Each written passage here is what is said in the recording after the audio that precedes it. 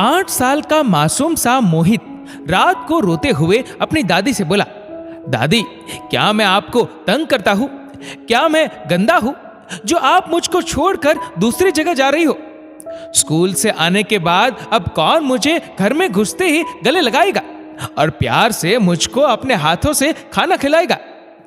मोहित दादी के गले लगते हुए बोला, बोलो ना दादी, आखिर आपने मम्मी पापा से दूसरी जगह जाने की बात क्यों कही? क्यों मानी आपने उनकी बात? दादी, मना कर दो ना प्लीज पापा को, बोल दो आपको नहीं जाना उस ओल्ड एज होम में। गीता देवी की आंखों से अपने पोते की ये दशा देखकर आंसुओं के बड़े बड़े मोती गिरने लगे।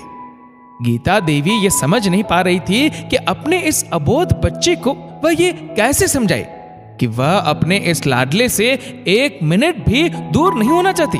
पर घर में रोज रोज हो रही किचकिच, बेटे बहू में सुबह उठते ही उनके मुद्दे को लेकर कहासुनी होने लगती है किसी न किसी बात को लेकर।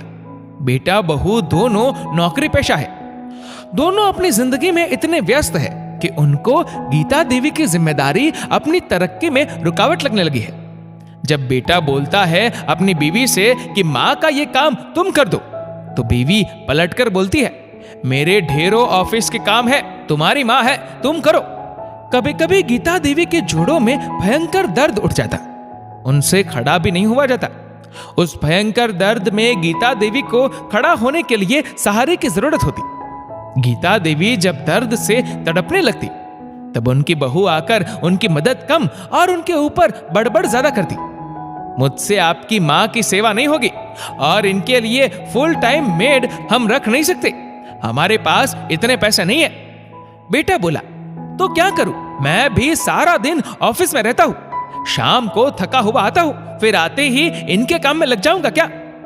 बहू बोली, अच्छा तो मैं कौन सा ऑफिस से फ्रेश होकर आती हूं, मैं भी अच्छी खासी थकी हुई होती हूं।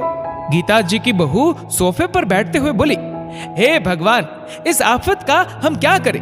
थोड़ी देर चुप रहने के बाद बोली, सुनो, हम माँ को ओल्ड एज होम में शिफ्ट कर देते हैं, वहां माँ की अच्छे से केयर हो जाएगी।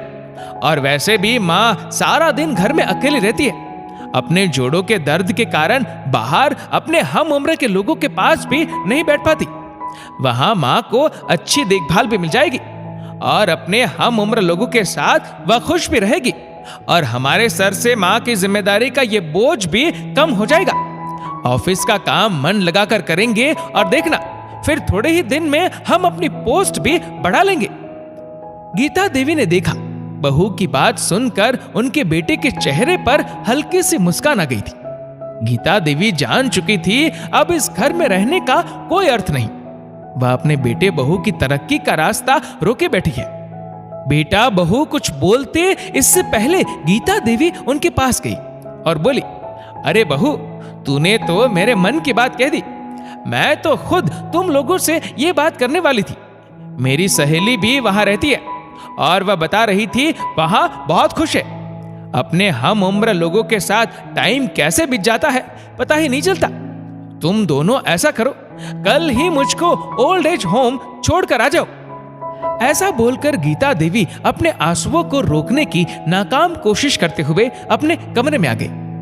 उधर बेटा बहू खुश हो रहे थे कि चलो, माँ भी यही चाहती है। इस सच से अनजान कि माँ ने यह फैसला अपने दिल पर पत्थर रखकर उनकी खुशी के लिए लिया है।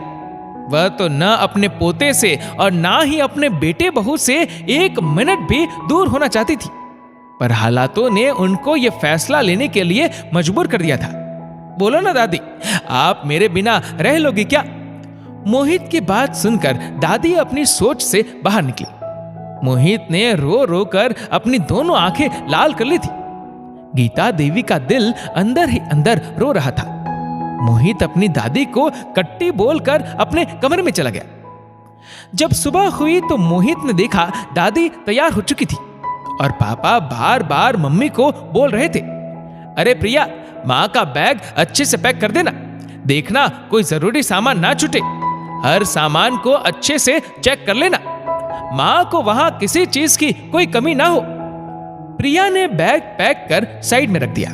तभी मोहित उस बैग को खोलने लगता है और उसका सारा सामान बाहर निकालने लगता है और एक पेपर पर पेन से उस बैग में जो जो सामान रखा था उसकी लिस्ट बनाने लगता है। उसको ऐसा करते देख उसके मम्मी पापा दोनों गुस्सा हो जाते हैं और बोलते हैं, सारा सामान फैला दिया, क्या तरीका है, ये क्या कर रहे हो तुम? मोहित बोला, मम्मा आपको पता है मैं हर चीज लिख कर अपने पास रखता हूं ताकि मुझे याद रहे। मैं इस बैग के हर उस सामान की लिस्ट बना रहा हूं जो ओल्ड एज होम जाने के टाइम पर साथ में पैक किया जाता है, क्योंकि मम्मी पापा कल आप भी बूढ़े हो जाओगे। मैं ऑफिस जाऊंगा, मेरी बीवी भी ऑफिस जाएगी, मेरे पास आपके काम करने का टाइम नहीं होगा, तो हम दोनों आपको जब ओल्ड एज होम लेकर जाए तो ये सारा सामान उस बैग में पैक कर दे।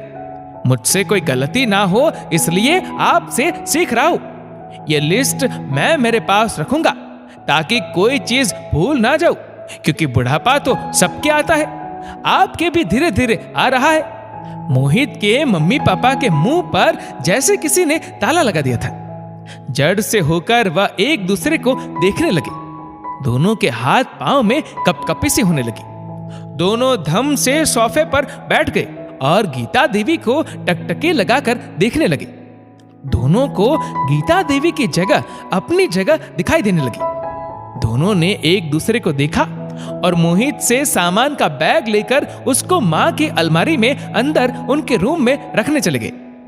दोनों को समझ आ गया था कि अगर आज ये सामान का बैग यहां से निकल गया तो समझो एक दिन उनका बैग भी ऐसे ही तैयार होकर उनके साथ निकल जाएगा। मोहित अपनी दादी के आंसुओं को अपने छोटे छोटे हाथों से पोंछते हुए बोला, बूढ़े लोग ओल्ड एज होम में नहीं, अपने खुद के घर में अपनों के बीच में सबसे खुश रहते हैं दादी। आपका बोला गया झूठ आपकी रोती हुई आंखों से मैंने जान लिया था दादी। गीता देवी ने अपने पोते को कसकर गले से लगा लिया। सच कहा था उनके पोते ने। गीता देवी ओल्ड एज होम चली तो जरूर जाती, पर उनकी सांसें तो इसी घर में रहती। उधर मोहित के मम्मी पापा मां की देखभाल की जिम्मेदारी दोनों साथ में मिलकर करने की बातें बड़े प्यार से कर रहे थे। अब सब कुछ सही हो गया था। कभी भी जवानी की ताकत में ये मत भूले कि आप बुढ़ापे से बचे रहेंगे या आप बूढ़े नहीं होंगे। एक दिन बुढ़ापा आपको भी अपनी गिरफ्त में जकड़ लेगा। आपको भी किसी सहारे की जरूरत पड़ेगी, इसलिए किसी के बुढ़ापे का सहारा बनिए ताकि आपको भी आपके बुढ़ापे में सहारा मिल सके। दोस्तों, इस वीडियो को लेकर आपकी क्या राय है नीचे कमेंट करके जरूर बताएगा। और अगर आपको वीडियो अच्छा लगा हो तो इस वीडियो को लाइक करेगा, शेयर करेगा ज्यादा से ज्यादा लोगों तक। और ऐसी ही और भी इंस्पिरेशनल वीडियोस के लिए सब्सक्राइब करें हमारे यूट्यूब चैनल को और फेसबुक पर फॉलो करें हमारे पेज को। धन्यवाद।